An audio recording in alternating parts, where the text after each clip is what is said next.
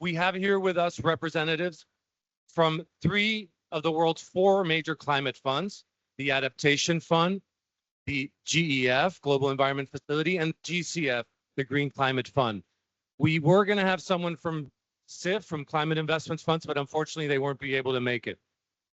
Everyone here every one of these organizations has deep experience in this space. From the GEF's longstanding sustainable forest and landscape work to the CIF's forest investment program and dedicated grant mechanism for indigenous people, the GCF's paradigm shifting REDD+ results-based payments, and the Adaptation Fund's community-centered adaptation projects. But a crucial question remains: how do we ensure this finance delivers lasting, high-impact results? And to unpack all this, we have Debbie Menezes, Chair of the Adaptation Fund Technical Evaluation Reference Group, Dr. Anupam Anand, Senior Evaluation Officer for the GEF-IEO, and Archie Rastogi, Chief Evaluation Advisor, the GCF Independent Evaluation Unit. They will each share the latest in evaluation evidence, and from innovation insights and indigenous people's engagement to lessons on sustainability. Our discussion today focuses on 3 core questions. How do we ensure long-term sustainability forest investments? How do we strengthen support for indigenous peoples and local communities? And how do we scale what works responsibly and effectively? Now let's turn to the evidence. First, we'll have Debbie. The floor is yours. Thank you, Jimmy, for that kind introduction. And hello, everyone. Nice to see you. My name is Debbie Menezes, and I'm the chair of the Adaptation Fund's Technical Evaluation Reference Group. Next slide, please. So just very briefly, for those of you who are not familiar with the Adaptation Fund, it finances projects and programs to help the most vulnerable communities in developing countries to adapt to climate change. Sorry, could I have the next slide? Thank you. And the portfolio of the Adaptation Fund. Oh, there we go. Okay. No, it's the one before. Sorry. The first slide. Yes, that's it. Thank you. So the fund has, okay. The fund has a portfolio of over $1 billion and extends to 200 projects. And one of the main features of the fund is it's pioneered a direct access modality, which basically allows accredited national institutions in developing countries to access finance and to manage projects directly. And this is a really key feature of the fund. Next slide, please.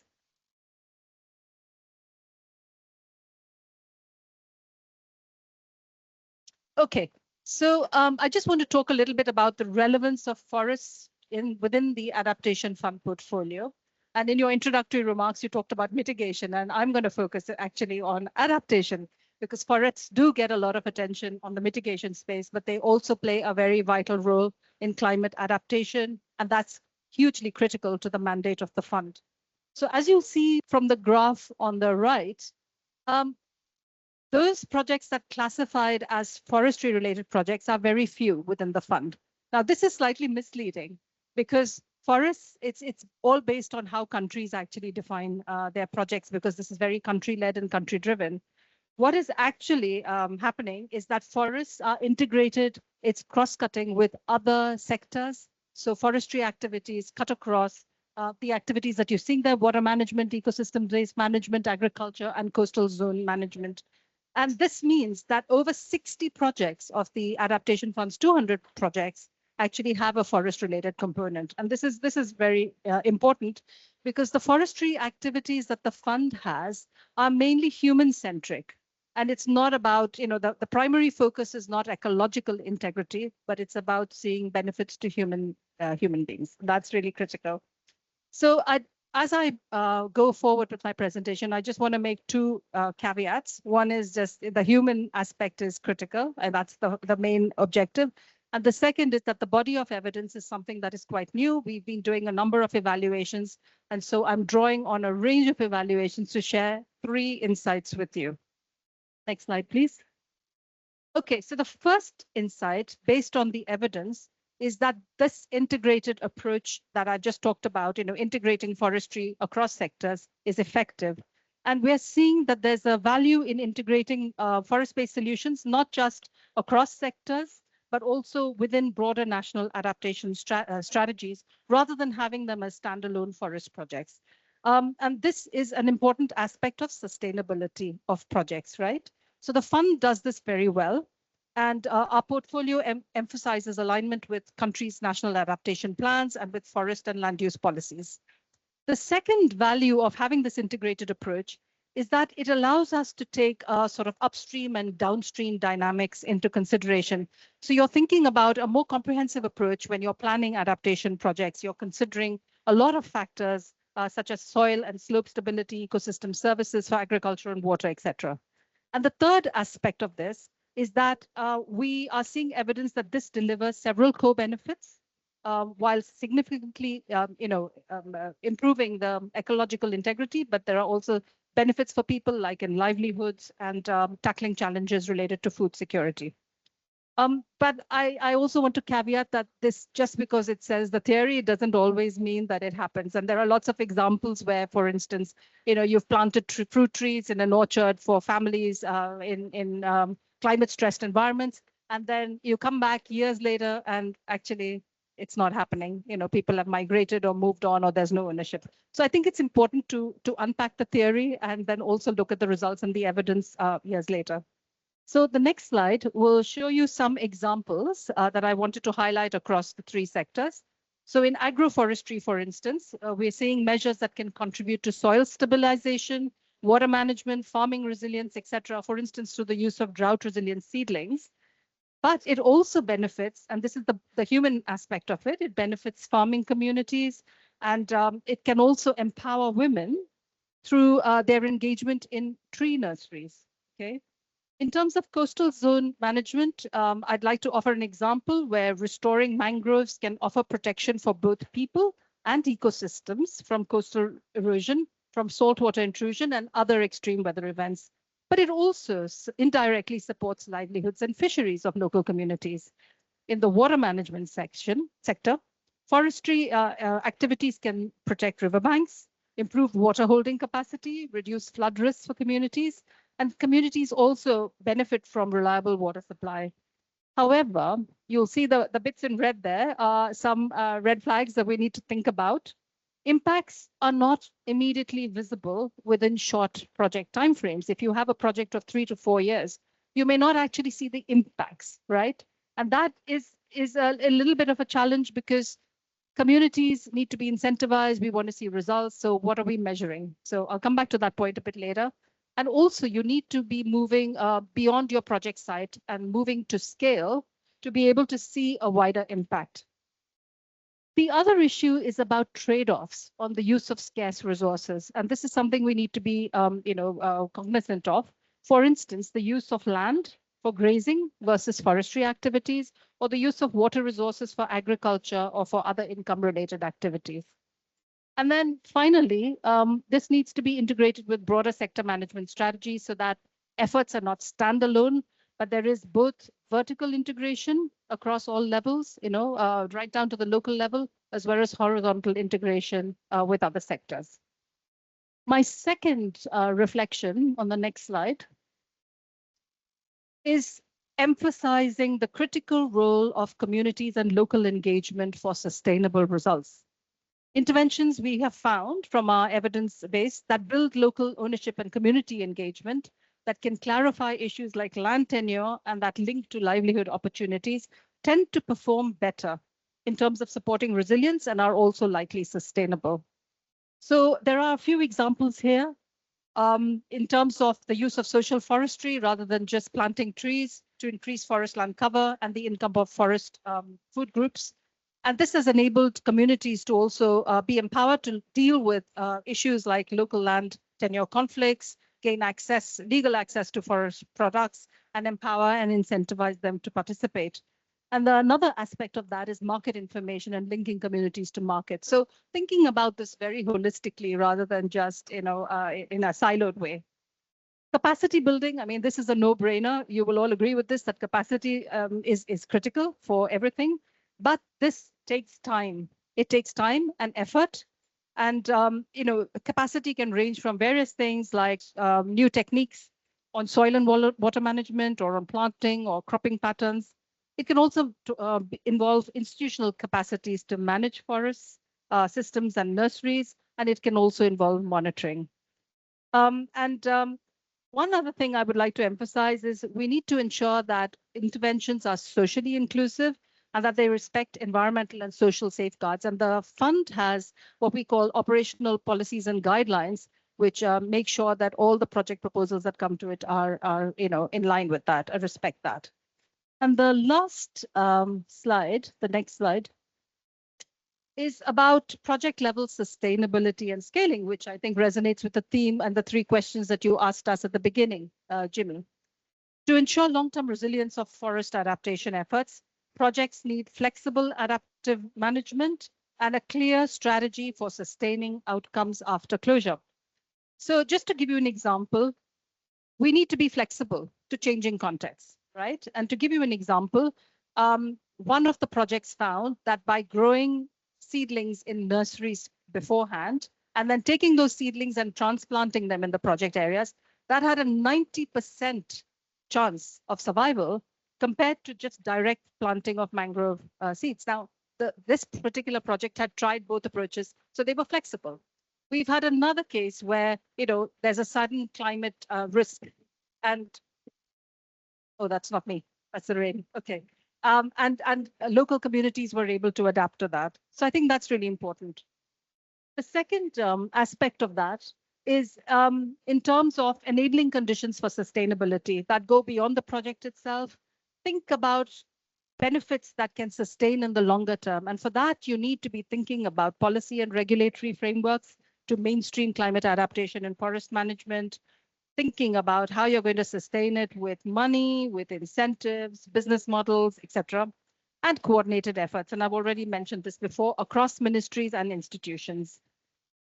So on scaling and sustainability, the key lesson that we're having is don't think about scaling right at the end. Think about building in your scaling opportunities during design and during implementation. It's really important to do that where projects are showing early positive results. Really think about where those can be scaled up. And then the final point is monitoring, evaluation, and measuring adaptation outcomes. Now, this is a bit of a challenge in the forestry sector, and I think I would call it work in progress, because often what we tend to do is we measure how many people are trained or how many hectares are restored or that sort of thing, but we're not really thinking about the impact. And it's a bit of a complex situation because your projects have got a short timeline, and then when project teams finished and leave, where do you actually get to see these benefits sustained? So I think putting in place strong monitoring and evaluation systems is really critical. Let me stop there. Thank you. Thank you for your attention. Thank you, Debbie. Now we'll hear next from Anupam Anand from the Jeff IEO.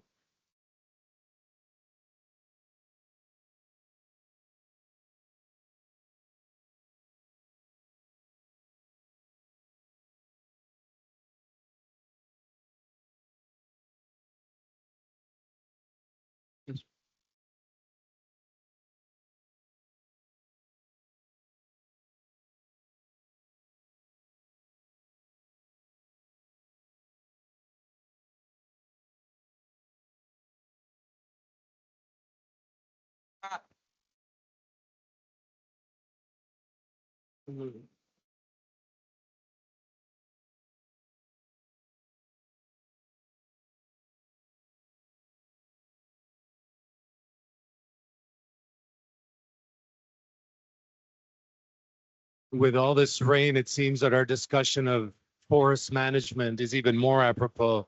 All the trees are smiling right now, huh?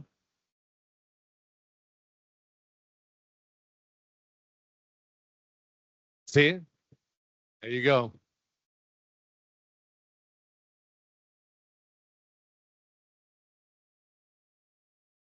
That's the applause, yes. Yes.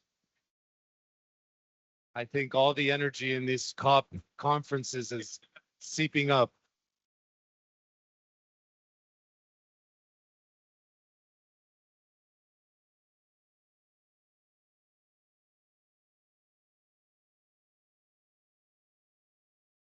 these technical difficulties.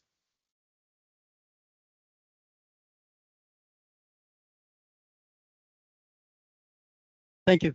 Thank you. We are up. And thank you everyone for coming. My name is Anupam Anand and I'm a senior evaluation officer at the Jeff Independent Evaluation Office. And I'll be sharing some results from our work on sustainable forest management evaluation.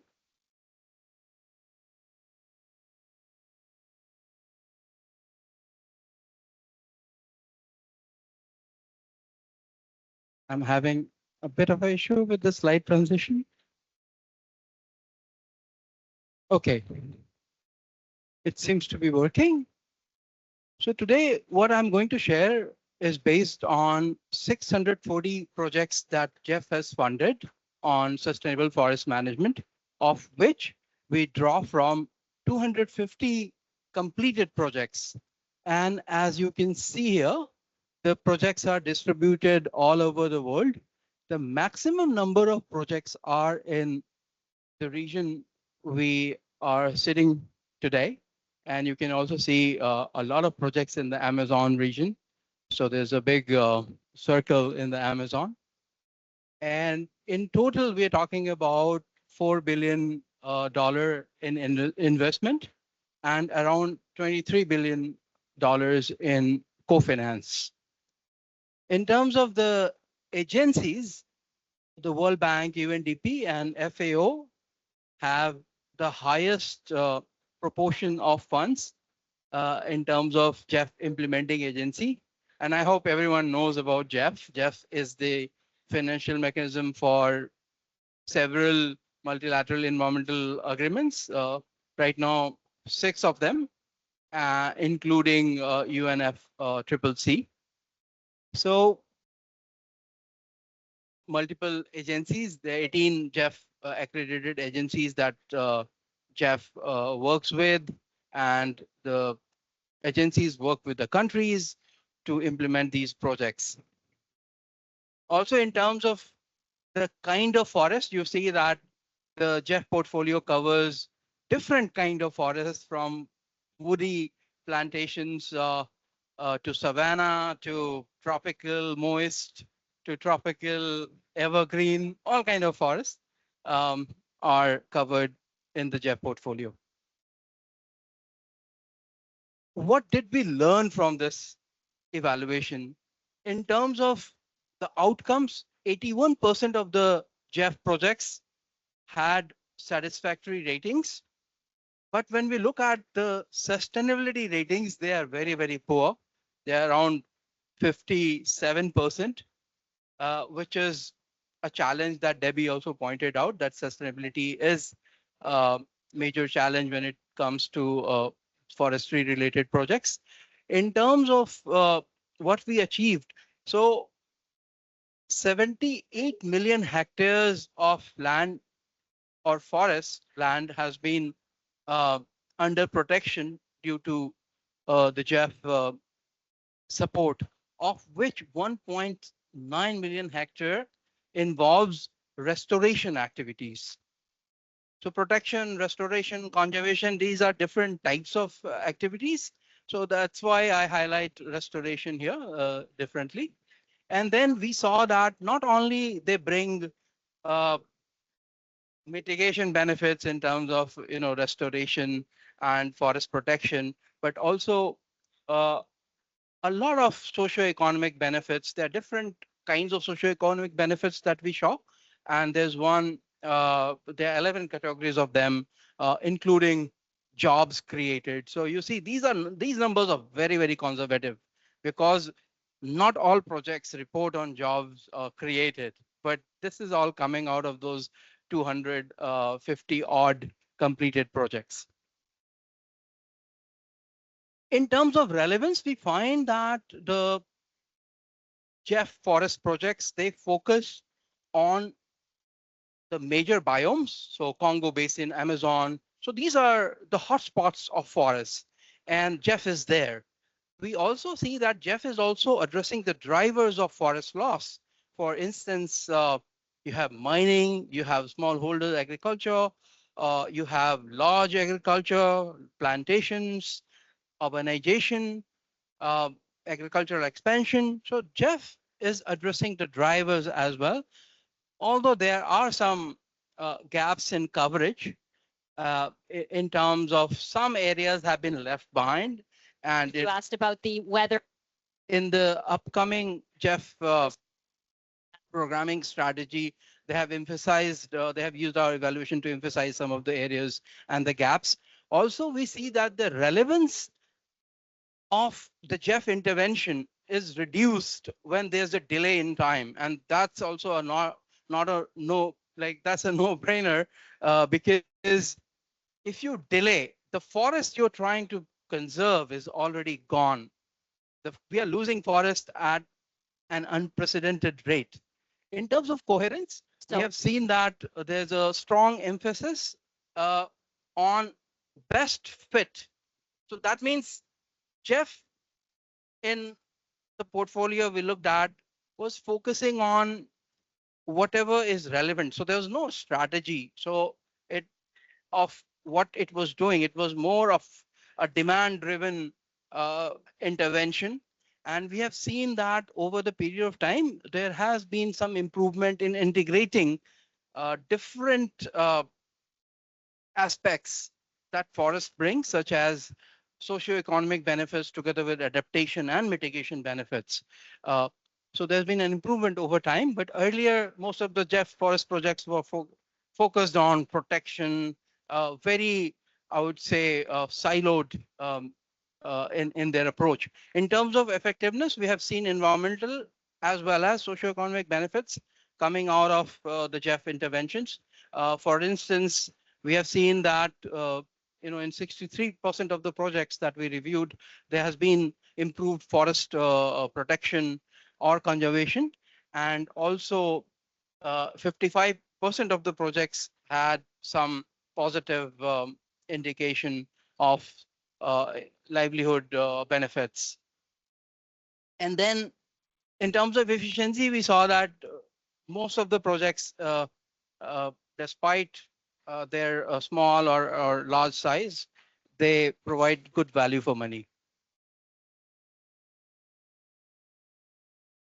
Here's just one example closer to home here. And this is very interesting. This is from a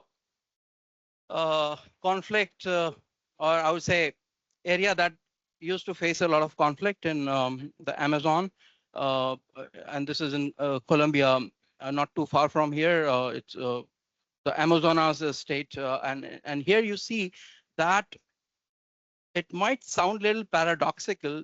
You see here that it is during the negotiation and post-conflict when you have maximum deforestation. And we know the reason why, because everything is up for grabs and people have no jobs and they're looking for opportunities. And here, what I'm trying to demonstrate is that Jeff has also helped with initiatives like these, where you're using forestry interventions for peace building.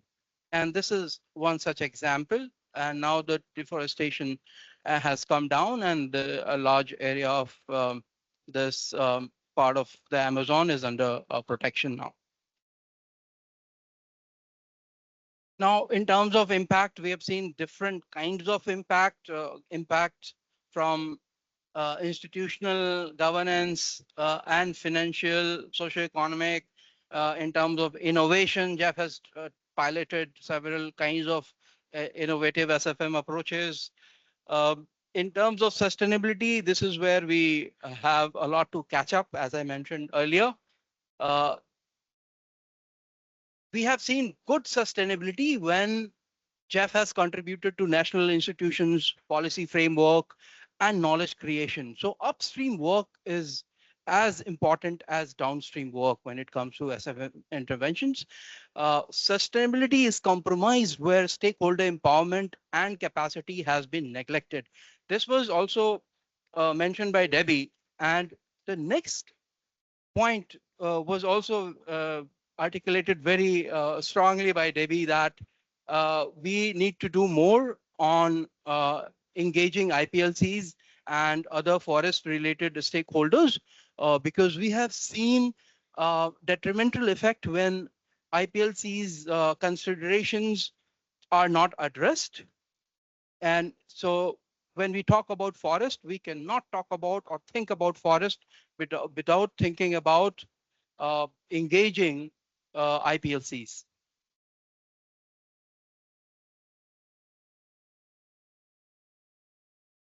Okay, there are a few more findings, and one is on a strategy. One thing we found that Jeff has been doing forest for almost 30 years now, but there's no consistent strategy. The forest landscape of intervention is Jeff has changed and evolved continuously, but there's a lack of long-term vision. And we know that forests take time to grow, and you need to have a long-term strategy and a theory of change. The other area that we found was that there's inconsistent monitoring and reporting. I mean, forestry interventions are complex because they bring multiple benefits, they bring multiple institutions together, and therefore it's important that we do M&E and we do use M&E appropriately. And we also need to share the learnings coming out of the SFM work so that there's a feedback loop, there's a learning loop here. So overall, the study concluded that Jeff is very well positioned because of its mandate to bring multiple environmental agreements together. So forest is not mitigation, it's not adaptation, it's not biodiversity, it's not livelihood, it's all of it together. And that's what Jeff does. That's what Jeff mandate is. And therefore, Jeff is very well positioned to do that. Also, we need a clear long-term vision and theory of change, a strategy on what Jeff will focus on, how it will get there, what would be the potential results, and then improving M&E. And this was also on the final slide of Debbie when she talked about the importance of M&E when it comes to these kind of interventions. And actually, the last point was also touched upon by Debbie in terms of managing the trade-off and maintaining the benefits of SFM because the benefits are long-term. So we have to think in terms of long-term, short-term, environmental versus people. So there's a lot of trade-off discussions when it comes to SFM. So our evaluation had a huge impact, and there was a rapid uptake of our evaluation. And now, in light of our recommendation number 1, the Jeff has a forest strategy, and it was launched during the UNFF session, and it's available now, but within a very short time, they were able to come up with a strategy. Also, there are few projects in light of the evaluation. There's one on one MSP, like a small mid-sized project with the CPF on primary forest.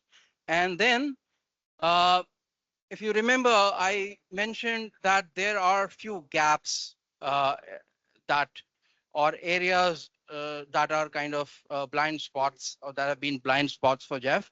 Now, some of these areas are covered through the Jeff integrated approach. So the Indo-Malay, because as you know, the focus is on Congo Basin, on the Amazon, but then there are other tropical forests that are important. So we highlighted that. And so the new program covers those.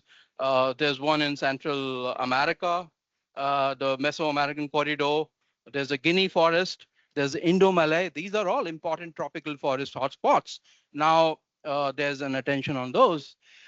So overall, we found that our evaluation was very well utilized for informing the policy, and we'll keep an eye on future development and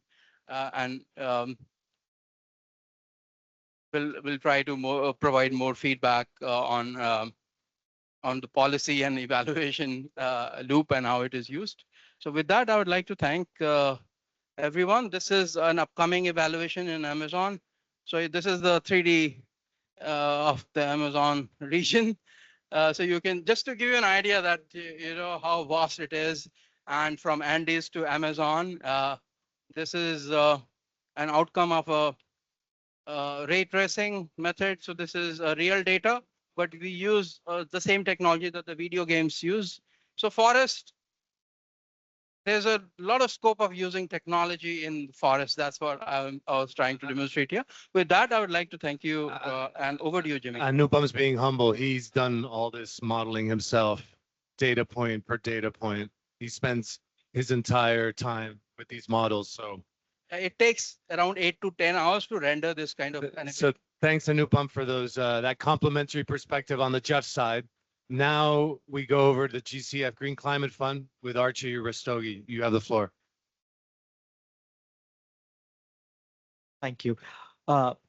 Thank you. That's very impressive, Anupam. And thanks, Debbie, for those very interesting points. My name is Archie Rastogi. I'm with the Green Climate Fund's Independent Evaluation Unit. I've been there for 6 years.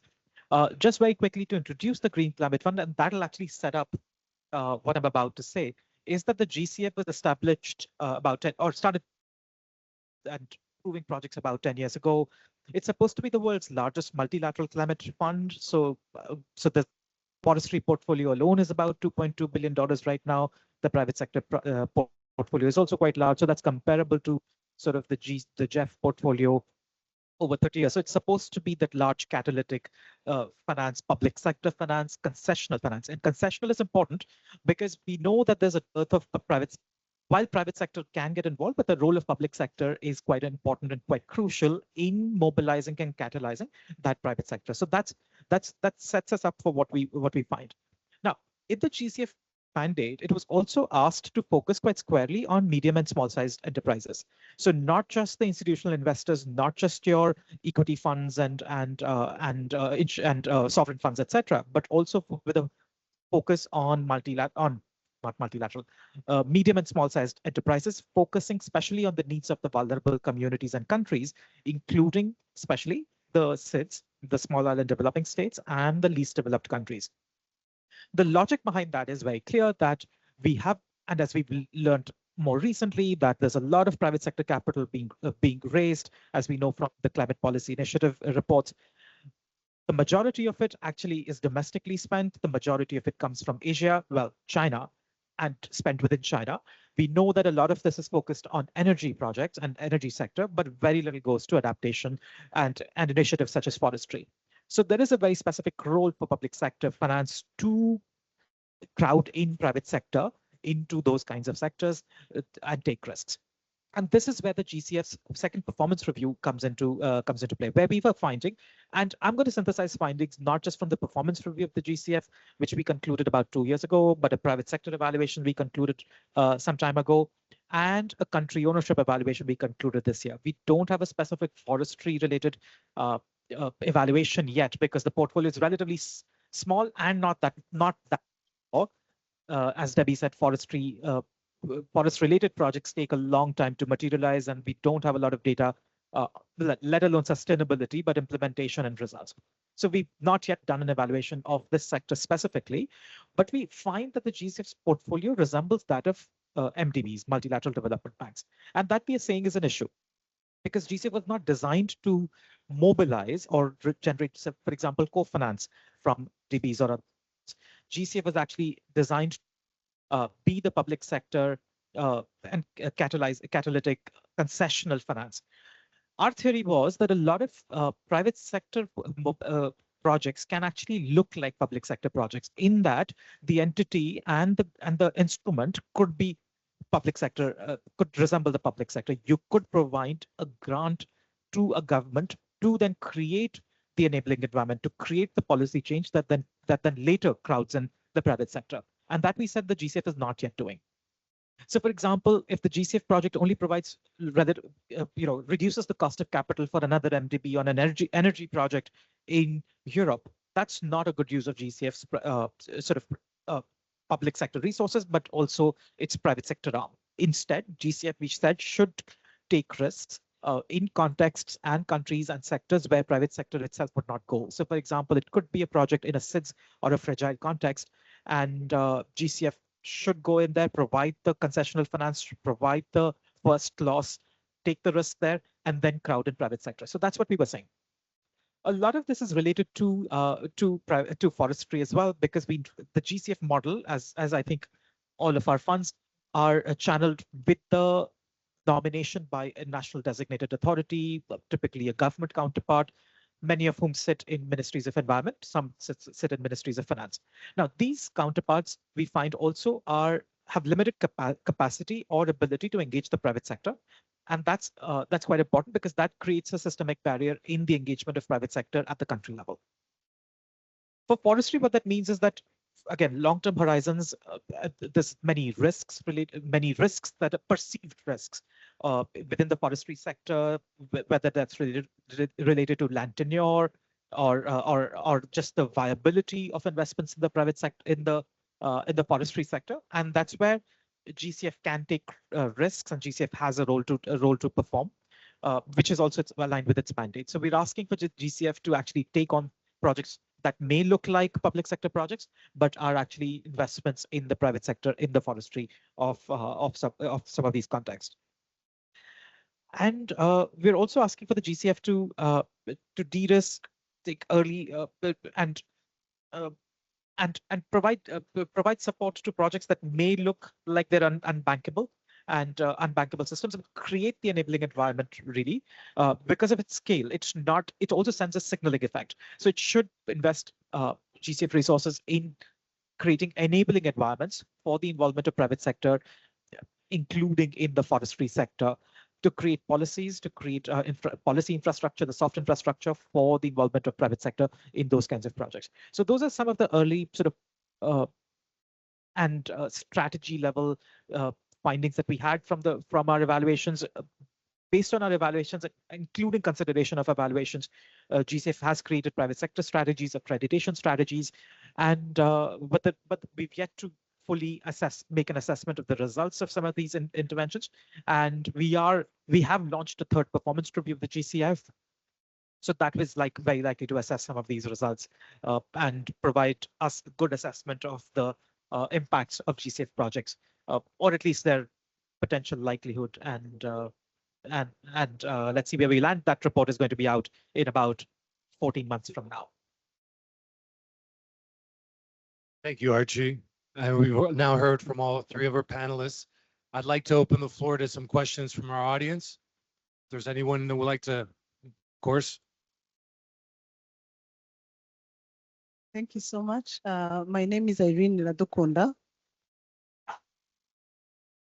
Okay, can you hear me? I'm Irene Radukunda from Rwanda. I'm biodiversity finance analyst with UNDP, UNDP Rwanda Country Office. So my question is, I want to ask Jeff and also GCF how we can tap into your fund, given that we have recently opened the biodiversity window under the Green Climate Fund.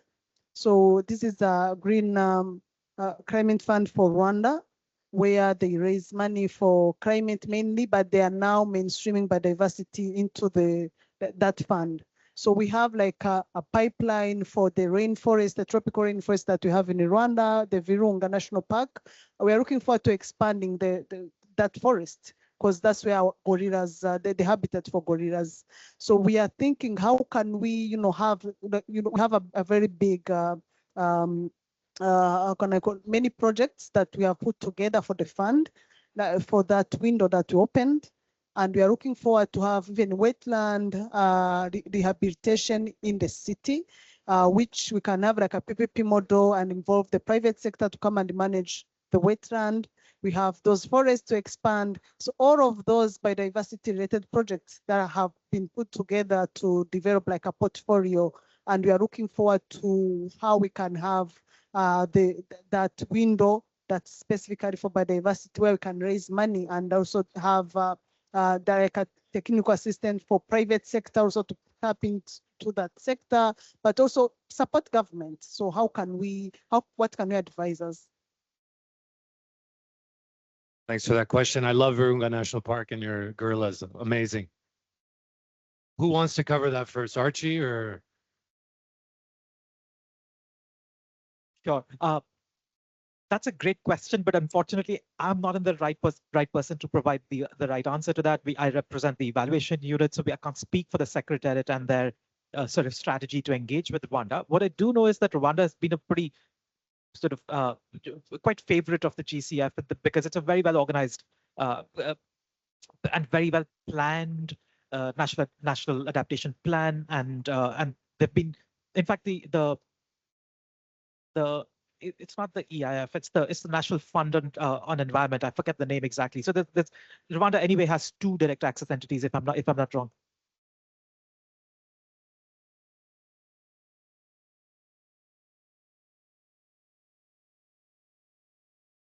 And you said you work with UNDP, so that provides you 2 points of access to approach the GCF to sort of work on developing projects potentially. There are also other agencies in the region that are able to work.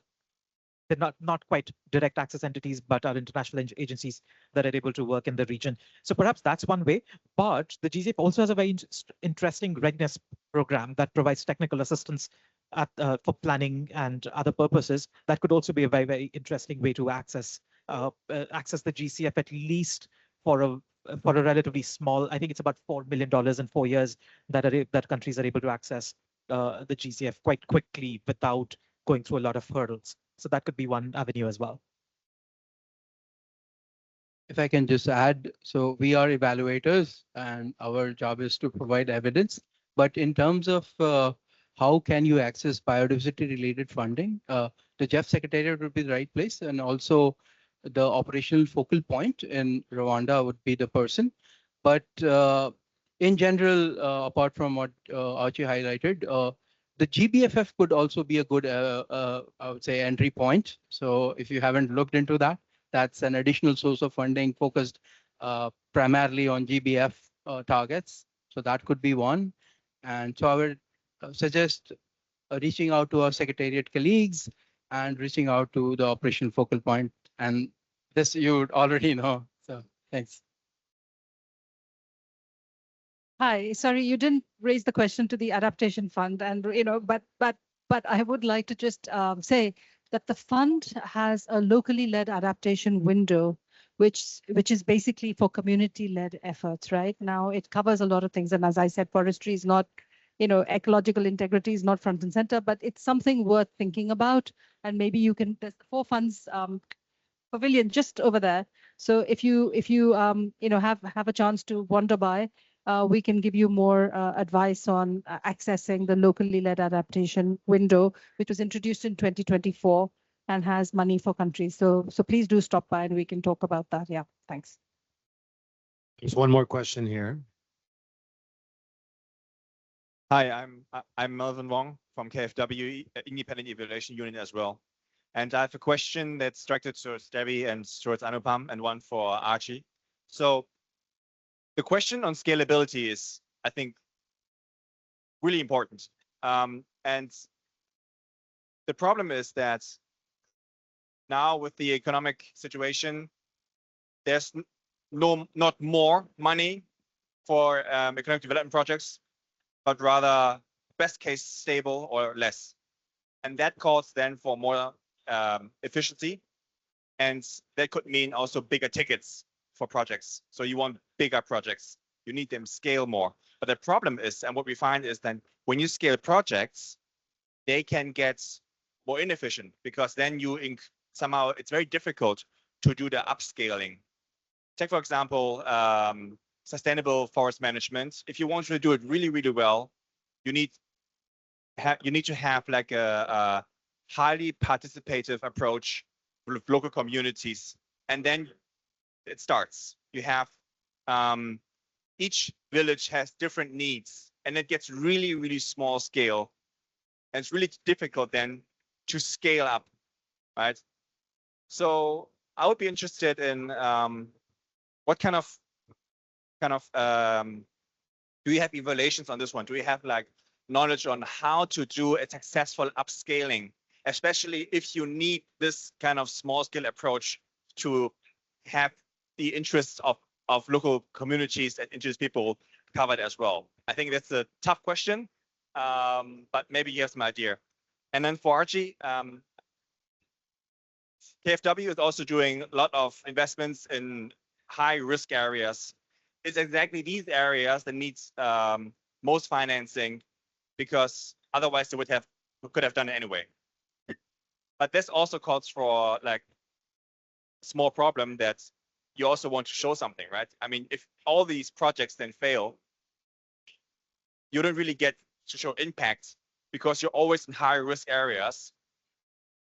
I mean, it's very difficult. So how do you manage this kind of risk environment then? Do you have, yeah, that's my question. How do you do the evaluation, this risk environment then, that you show kind of what you do is kind of for that context good, but still you lack maybe impact? This is great. It's raining questions now, not just water. Huh? That's great. The audience has so many. I'll let. So was the tough question for me? Okay, I'll try and answer it. So the Adaptation Fund's Technical Evaluation Reference Group has actually done an evaluation on scaling. And you know, you can, if you go to the website, you can download the whole report. But this is not specifically for forestry; it's for scaling overall. And what that does is it looks at scaling. You know, what does scaling actually mean?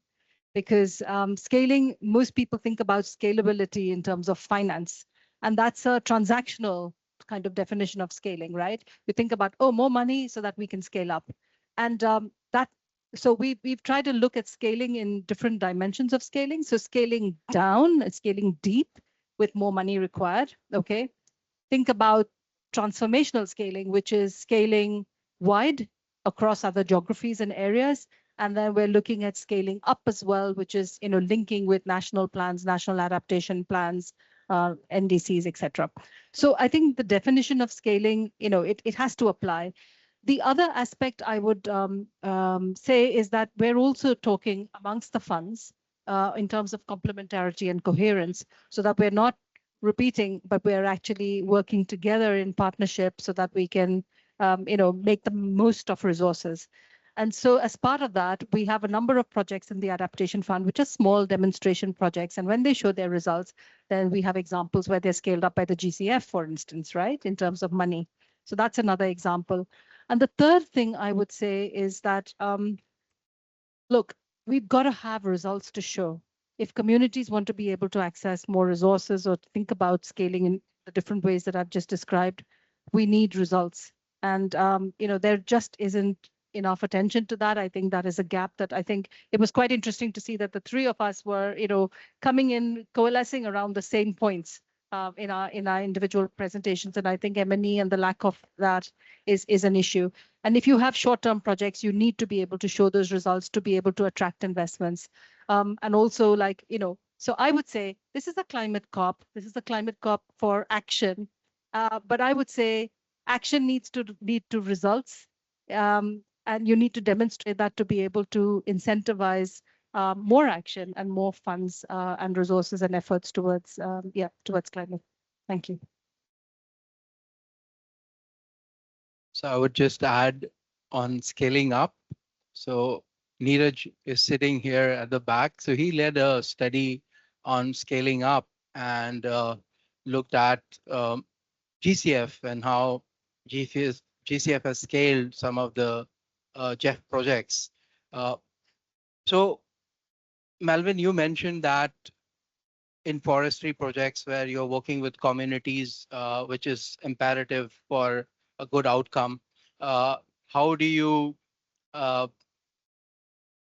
of bring the individual differences? All communities have different needs, different way of working, different tenure, different forestry approaches when you have to scale up those interventions. So it's difficult and it's complex, but forestry is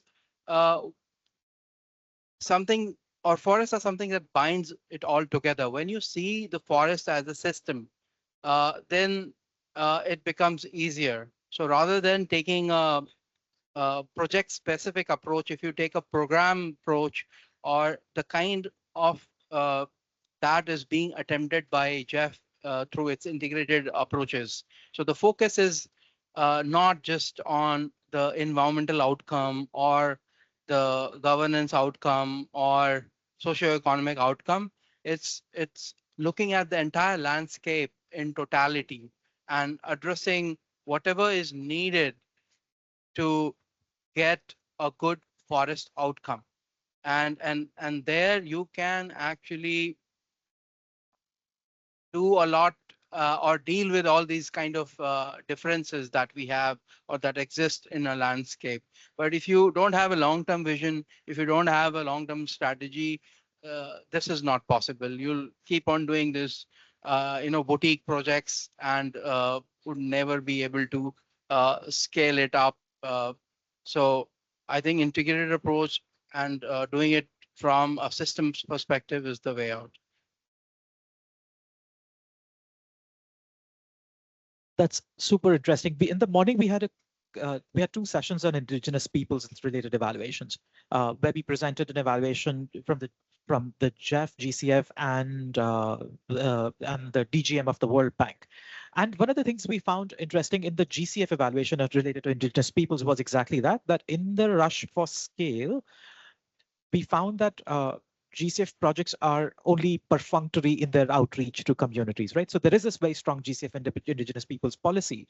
That policy is in fact met because you do get the compliance related checks in terms of consultations, but culturally, are you actually consulting with people, indigenous peoples or local communities to the extent that they should? Are you getting their inputs for more than just meeting your compliance checks? Probably not. So what we're suggesting, recommending to the GCF, and the board is actually considering it, and there is sort of a political appetite for this, is a set aside a window for indigenous peoples, which should be, in our report, we say, should be culturally sort of appropriate to the needs of indigenous peoples. So because it needs not just the set aside, not just the institutional mechanisms and the policies, but also a culture that's based on trust, that's based on that includes that respects the culture and the way in which business is undertaken with indigenous peoples and local communities. So we're asking for that it doesn't come. And I think we were saying this in the panel in the morning, that the narrative has shifted a little bit in that with the launch of the forest facility, etc. There is a signal now that institutions like all of ours, it's not enough to expect indigenous peoples to come to these institutions. In fact, the institutions will have to design themselves to be able to reach the communities, and that kind of institutional innovation is in fact needed. So that's related to questions on IPs and their inclusion. But on the measurement, the second question that you asked me, if you brought up to me directly, how to reward risk, I think, or measure risk and sort of incentivize it. So one among evaluators, this sort of a growing tendency to not go for the outcome and the impact in and of itself, but to measure your impact and outcomes in your ability to create enabling conditions for the impact to happen. So if as a project or as a financer, you're able to reward that or design for that, you could have potentially met your contribution. The other way to do that could be to incentivize risk, whether it's the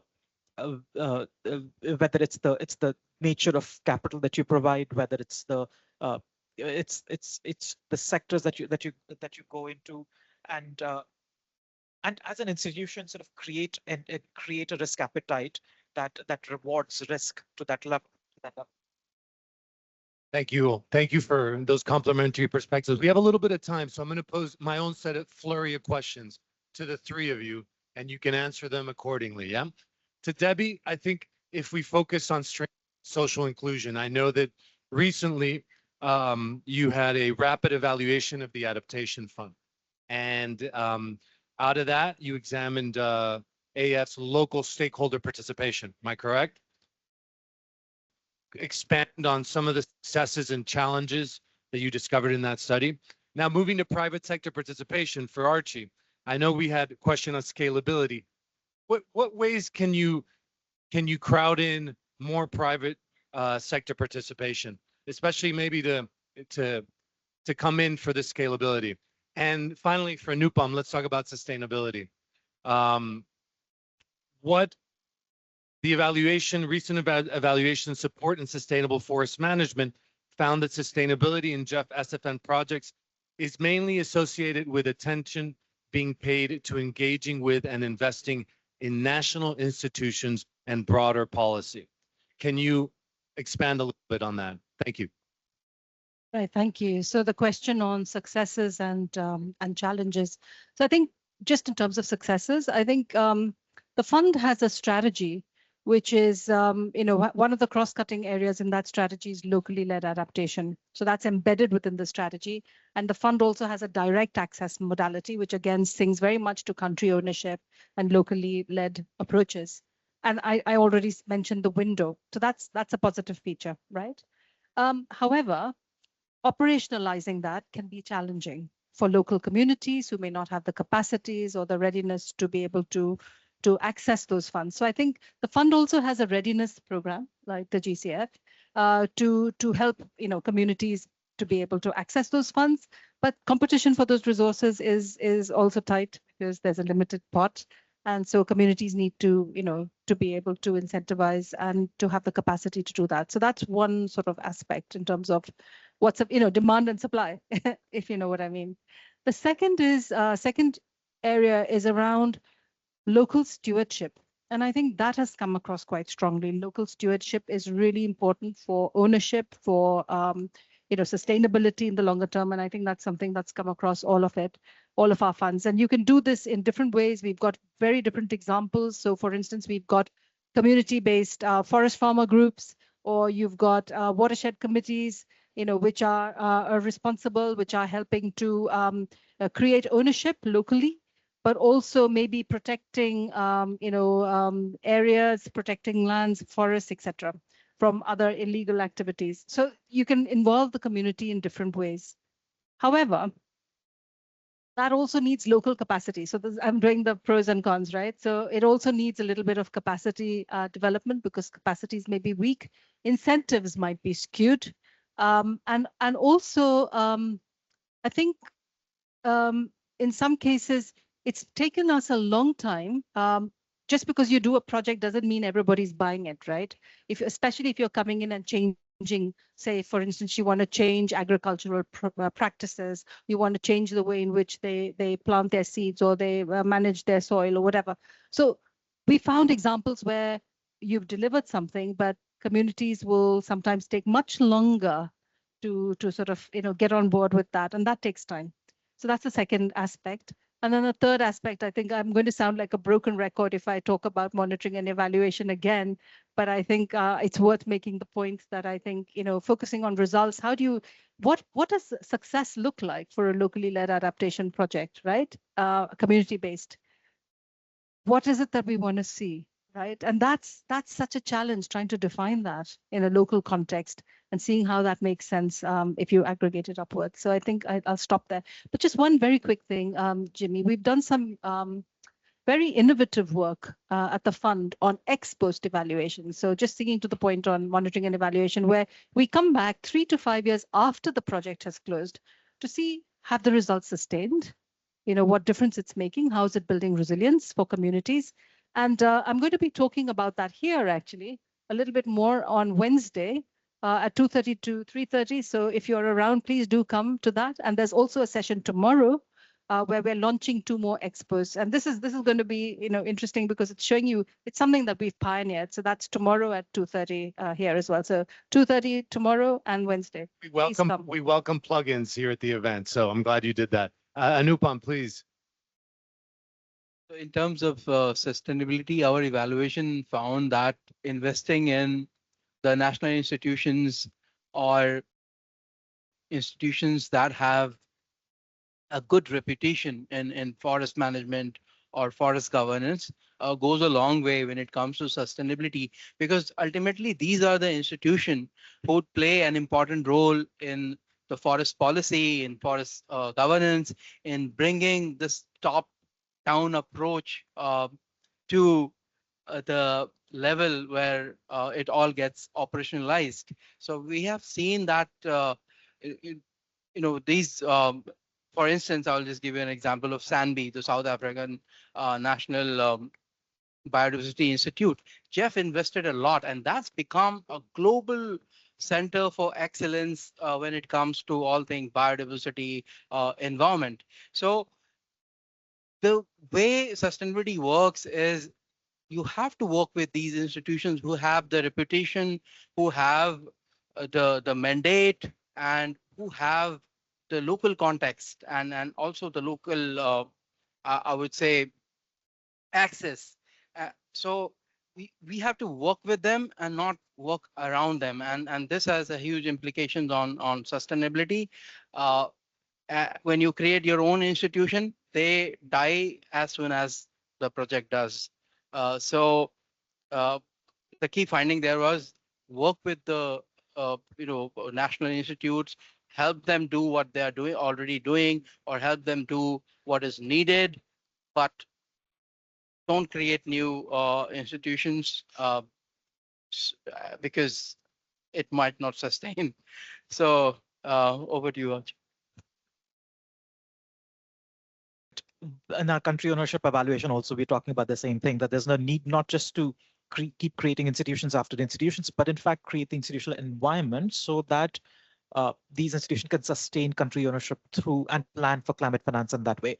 But the other thing I'm going to say is about crowding in private sector very quickly is also complementary to what Anupam just said, which is that investing like a state and investing like the public sector is very important. So for a lot of the public sector innovations that we've seen, whether it's in fact things like Apple, but also, for example, energy is a very easy example in that the revolution that happened in the renewables energy market happened because there were early investments by many governments in their private sector, in their energy production. And that's a good example of the use of public sector finance to incentivize and take risks and crowd in private sector into a particular sector. And renewable energy now is a very different market from what it was 10 years ago because of the involvement of the private sector. And that gives us a lot of lessons that the public sector and institutions such as all of ours and governments need to invest, take the institutional investors, the sovereign funds and etc.